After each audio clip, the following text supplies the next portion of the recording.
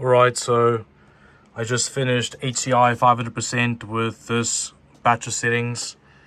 So you can see VDD2 over there, you can see the timings, and all the relevant voltages. And then just to flick to the setup over here. So I don't think that fan helps too much, but I'm just having it there because I can. It is quite warm right now. As you can see, the ambient is quite disastrous, but yeah.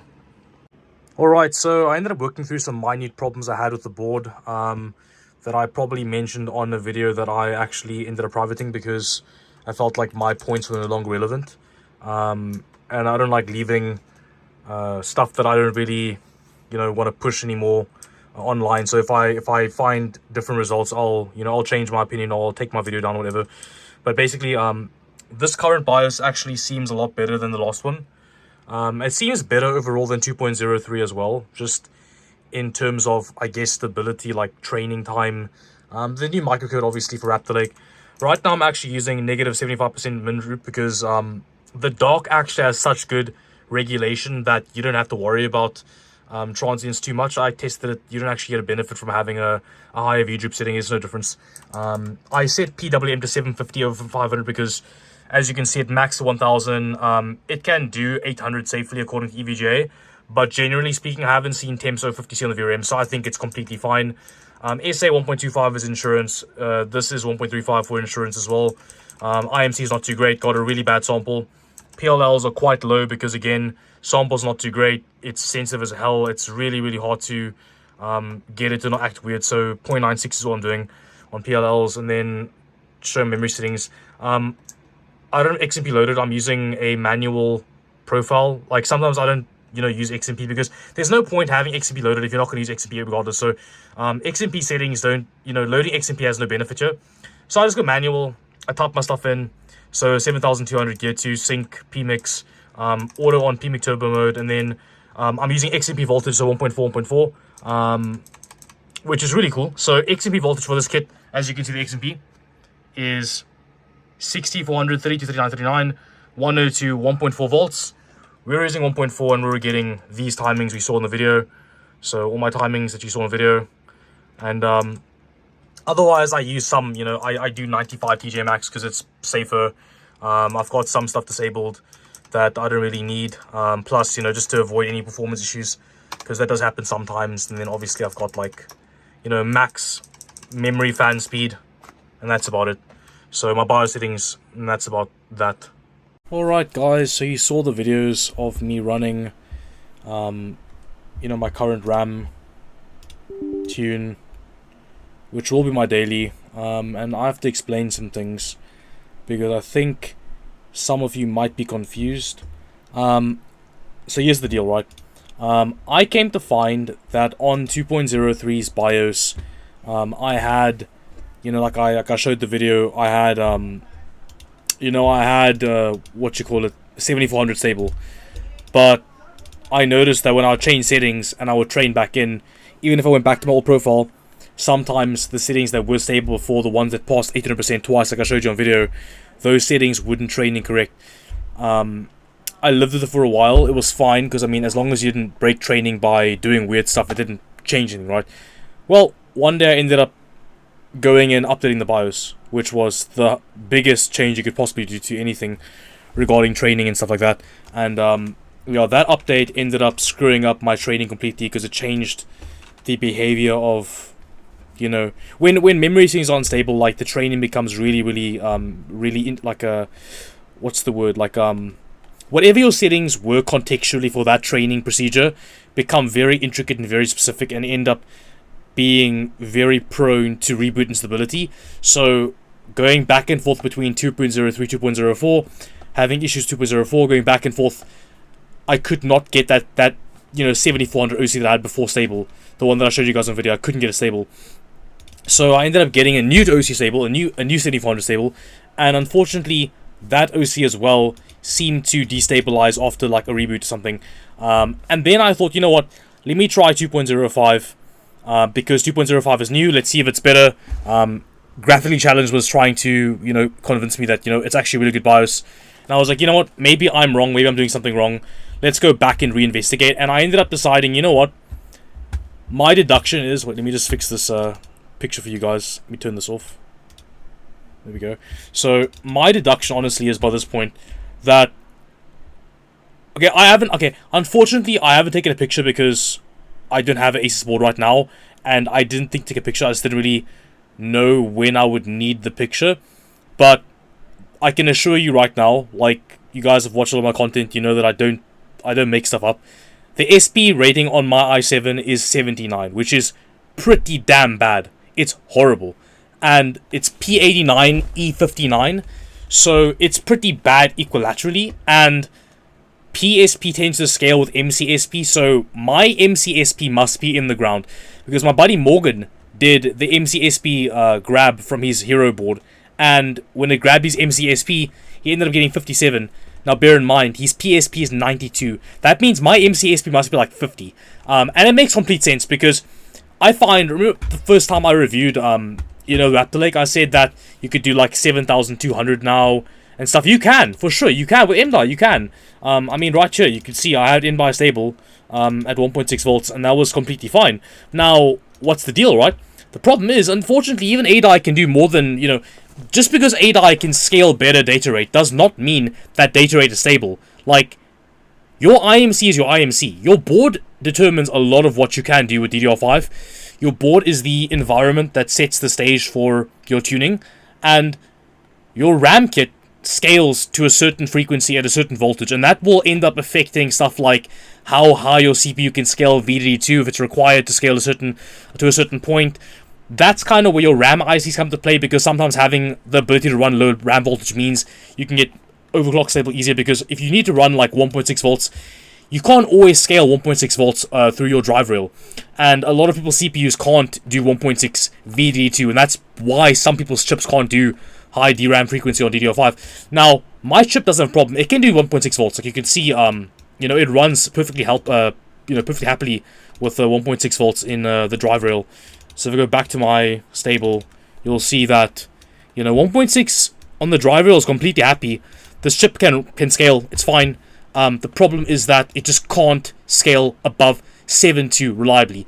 Unfortunately, it seems like no matter what I do, if I try and run 7400, regardless if it's a BIOS upgrade, if it's a BIOS downgrade, if it's a clear CMOS, if it's a reboot on a certain day with the weather conditions a certain way and a certain amount of charge in the atmosphere, and I'm not even kidding, something happens and it breaks training.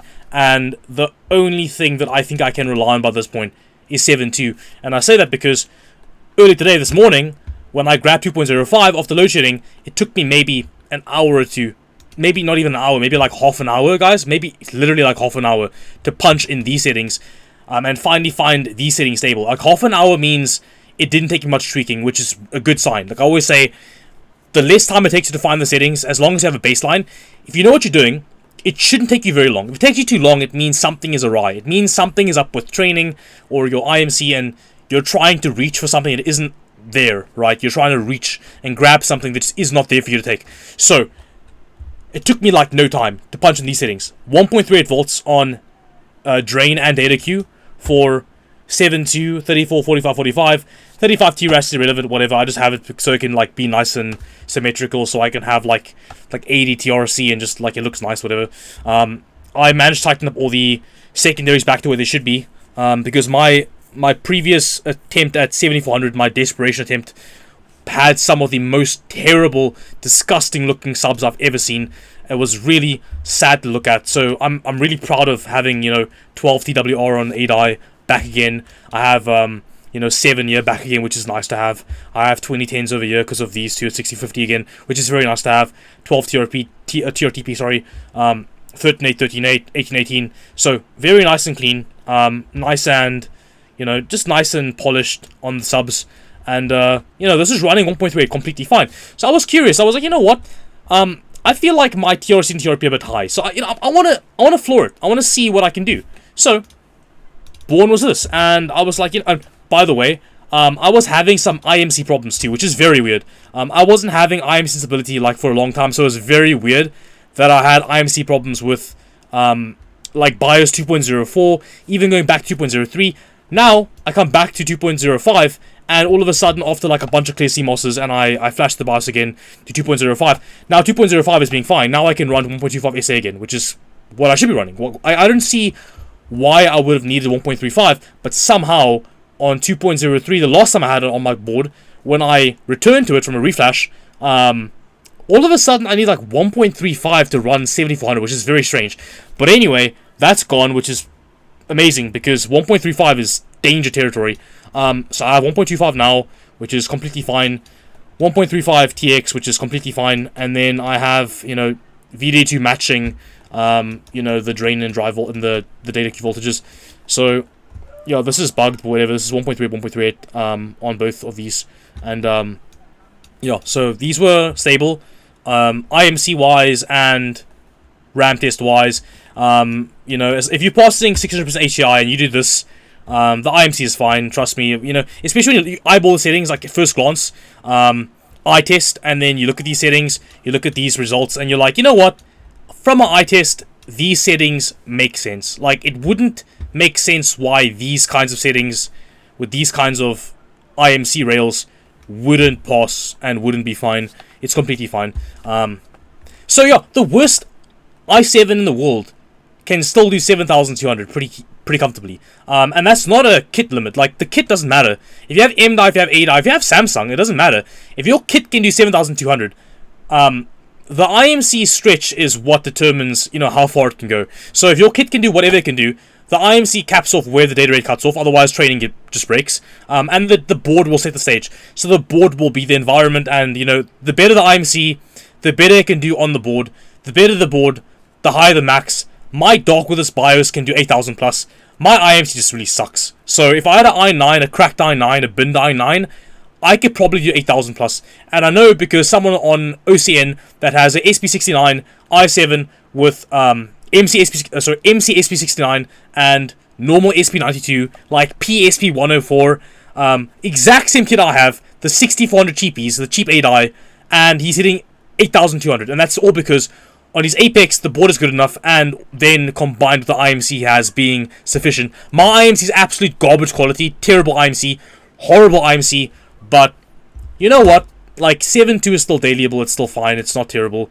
And I was like, you know what? I don't think I need to do you know, IBT again. I think it's gonna be fine. Plus, I just didn't feel like wasting my time. But yeah, retrained in, PC cold booted. Obviously, I mean, look at the times. Like, look at the date and time, right? So 12th. Oh, so 10 December today. Damn. Okay, 10 December, 7:30 a.m. This stuff done, cold booted, like literally now, and you know, I think I started testing at like 11 p.m. But yeah, so cold booted, like, you know, 16 hours later, whatever it is, and ended up doing these settings first time. So trained in one time, changed the settings, changed some voltages, trained in, and stable. And that's a perfect sign, because it means you change some voltage to make sense, like you make some sensible adjustments, you add, like, you know, some voltage, not like crazy amount, like, you know, from 1.38 to 1.4, and then, you know, it fluctuates. The PMIC will fluctuate between 1.41 and 1.395, but that's 1.4 set in BIOS.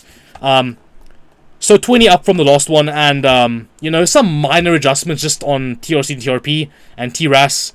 So, you know, TRC is well resultant, which is going to be 70 now. So TRC is dropped by 10, TRP and TRCDF both dropped by, you know, by 3, and then TRAS is dropped by 7, which isn't a big deal, but whatever. These are exactly the same, and then I upped the voltage by, like I said, 20 millivolts. So 20 is all it took, and I got the stable at XMP Voltage, and yeah, I mean, this is completely, I mean, it's not bad, right? It's not bad. XMP Voltage, right? 7,200, nice and tight in subs, and you know, respectable primaries. This should perform completely, you know, fine in gaming, and I mean, low voltage. So I mean, keep in mind, if your IMC could do like 7,800, you would probably need like 1.5 plus volts to run that. I mean, on most kits. Like, I mean, some people's kits out there can do like 7,600 to 1.4 volts. Those are extremely good samples. Most kits can do like, you know, 7,400 maybe at 1.4 volts. Mine can do 7.2. I don't think it can do 7.4 anyway, even at this voltage. So yeah, for 1.4 XMP voltage, this is actually a really good result, and I'm just going to leave it because, you know what, like, I know in my heart my IMC just can't handle higher, and I'll be getting an i9 in due time, not now, but maybe a bit later on. So, yeah, to explain, unfortunately, not every single Raptor Lake chip can do 7.4. It seems like if you have a chip as bad as mine, you will floor at 7.2. Even on a board as good as the dock, which is not the limitation right now, and even with the kit as good as mine, which is not the limitation either, because like I said, 8,000 plus has been done on this kit, so I mean, this kit is fine. This bin is fine. It's not a bad bin. With these kinds of, settings, potential looks like maybe 7.6 at like, with these exact same settings at like, or not these, but like, 34, 35, 35 at like maybe 1.47 volts should be doable. Unfortunately, like I said, it ain't gonna happen. So, and then I think we could do 8,000 at like 1.55, which is completely respectable. But like I said again, it ain't gonna happen.